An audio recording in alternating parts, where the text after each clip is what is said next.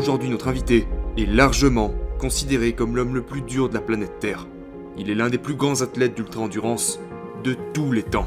Maintenant, si vous êtes tenté de dire qu'il est doté d'une génétique incroyable, d'une formidable éducation, ou même qu'il a eu recours au dopage, détrompez-vous. Il a grandi dans un foyer abusif, a passé ses années de lycée comme y étant l'un des seuls enfants noirs, d'une petite ville dans l'Indiana à environ 32 km de l'emplacement même où le Ku Klux Klan a été fondé.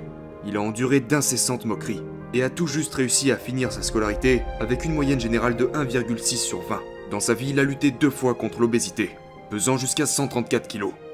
Il a souffert de graves allergies, d'un trait drépanocytaire et d'une maladie cardiaque congénitale qui lui a laissé un trou dans le cœur de la taille d'un jeton de poker. Il a grandi en se sentant faible, fragile, sans aucune estime de soi. Mais malgré tout ça, un jour il a finalement décidé qu'il allait arrêter de vivre cette vie-là et commencer à botter quelques culs. Cette décision l'a mis sur la voie de l'amélioration et a fait de lui l'homme le plus résistant de la planète Terre.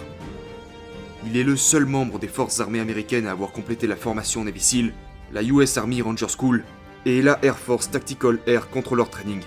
Il est passé à travers la tristement célèbre Semaine de l'Enfer, connue pour anéantir l'être humain 3 fois, dont 2 en une seule année, et une qu'il a commencé et terminée avec de multiples fractures de stress et une hernie. Il a servi au